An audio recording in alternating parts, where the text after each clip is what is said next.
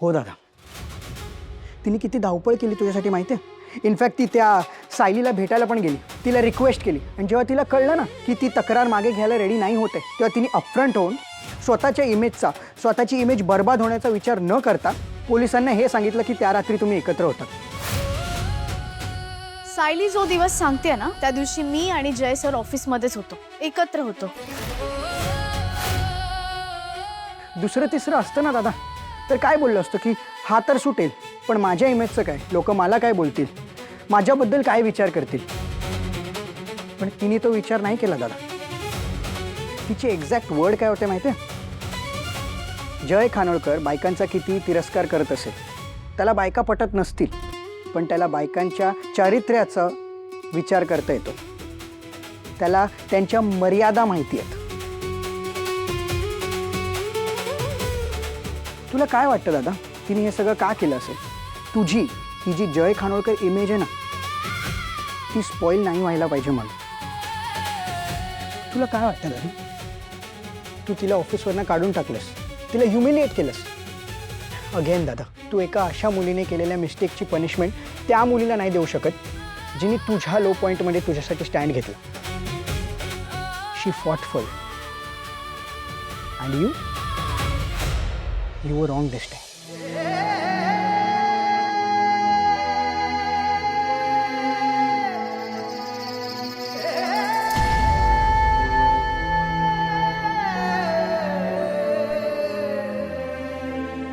तू एका अशा मुलीने केलेल्या मिस्टेकची पनिशमेंट त्या मुलीला नाही देऊ शकत, जिने तुझ्या लो पॉईंटमध्ये तुझ्यासाठी स्टँड घेतला.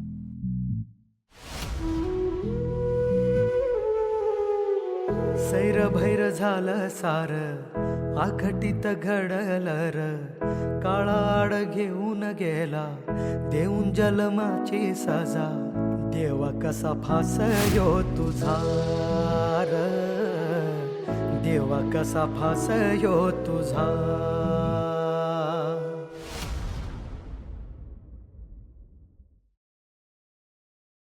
स्वामी, तुमची शिकवण आहे की नेहमी चांगलं वागावं, चांगलं काम करावं.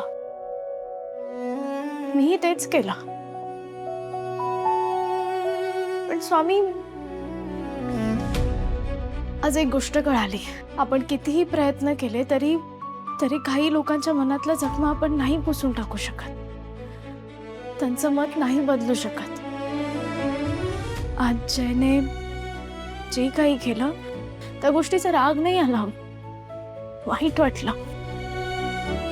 आणि खरंच त्याची खूप दया आली. वरून कितीही स्ट्रॉंग दिसत असला तरी खूप इमोशनल आहे तो माणूस. आहे, दुखावला गेलाय, हताश झालाय. स्वामी, माझी मनापासून मी रिक्वेस्ट करते तुम्हाला, प्लीज सरांच्या मनाला शांती द्या. खूप वाईट सिच्युएशन मध्ये तो, त्याच्या मनाची काय अवस्था झाली असेल ना, मी समजू शकते. आज मी माझ्यासाठी किंवा घरच्यांसाठी नाही मागत आहे. प्लीज त्याच्या पाठीशी राहा, त्याच्या मनाला शांती मिळू दे.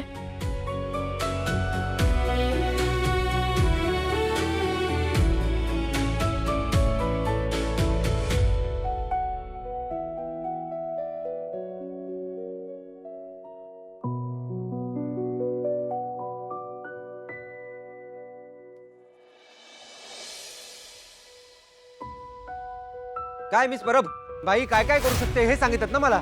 मग बाई कशी मॅनिप्युलेटिव्ह असू शकते, कशी डिसेप्टिव्ह असू शकते, कसा खोटारडेपणा करते, फसवते, खोटं बोलते, हे नाही सांगितलं. I was always right. बायका बेभरवशाच्याच असतात.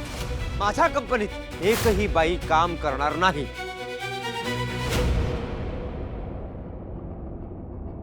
ताई, तू जेवलीसच नाही.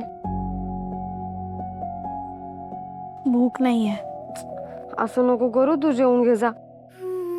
नकोय अगं. ताई, मला जरा हा प्रश्न कळत नाही, सांग ना.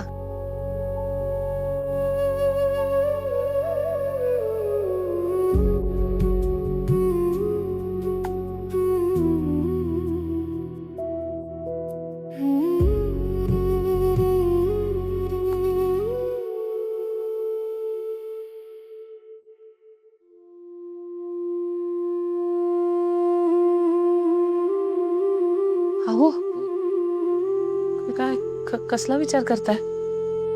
त्या जय प्रकरणाचा ना, पण कुठली ती पोरगी, अहो केवढं अडकवलं त्या जयला तिने, पार पोलिसांपर्यंत खोटी तक्रार घेऊन गेली.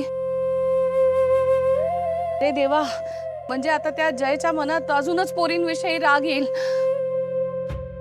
आणि मग तो लग्नाला नाही बोलला तर आपल्या बायच्या लग्नाची पंचायत होईल ना. मग काय होणार आहे? मग जरा शांत हो तू, शांत हो. होईल, जरा वेळ लागेल ना, पण होईल. जे आत्ताच त्या प्रकरणातून सुटलाय ना, तरी नशीब त्याच्या अंगाला डाग नाही लागला. आता जरा सावरण्यासाठी थोडा वेळ द्यायला नको? थोडा वेळ म्हणजे किती? पम्मा, सगळ्या गोष्टीत घाई करून नाही चालत. एकदा अंग पोळलंय ना आपलं, आता थांब जरा. आणि असंही काय आपल्या पोरींचं वय उलटून नाही चाललेलं. मला जरा वेगळंच टेन्शन येतंय. म्हणजे पम्मा, पोरगा चांगला आहे ग, पण म्हणजे कसं आहे ना, तो ना आई आणि भावाच्या मध्ये दबलेला वाटतो. आता त्याच्या आईने एवढी मोठी अट टाकली, तेव्हा तो बोलू शकत होता ना की मला ही अट मान्य नाही म्हणून, पण काहीच बोलला नाहीये. म्हणजे तो त्यांच्या घरच्यांच्या शब्दाबाहेर नाहीये. पोरगा लाडा कोडात वाढलाय. जबाबदारी नावाची गोष्टच माहित नाहीये त्याला. ना कधी गरिबी पाहिलीये, ना कष्ट पाहिलीये. अंगाला कापूस लावून फिरला आयुष्यभर. 4 पैसे तरी कमवता येतात का नाही स्वतःला काय माहिती. उद्या काही झालं तर ज्या पोराच्या हातात आपल्या पोरीचा हात द्यायचा, ते हात कमवण्यासाठी खंबीर आहेत का नाही ते पाहायला नको का? आपल्या पोरीचा हात त्याच्या सासू आणि दिराच्या भरोश्यावर सोपवायचा. मग आता काय, त्याच्याशी बोलायचं. बायला बोलव ना. नाही नाही नको, आता नको. मम्मा बोलो. बाय ए बाय.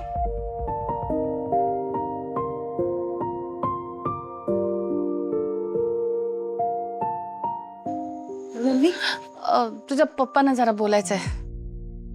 बोला ना पप्पा. काही नाही, गौतमला उद्या घरी भेटायला बोलू, एकट्याला.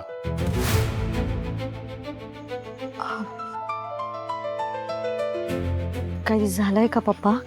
अगं काही नाही, मला त्याच्याशी बोलायचंय, पण तर महत्वाचं बोलायचंय म्हणून, बाकी काही नाही. सांगते. काय नाही, काळजी नको करू.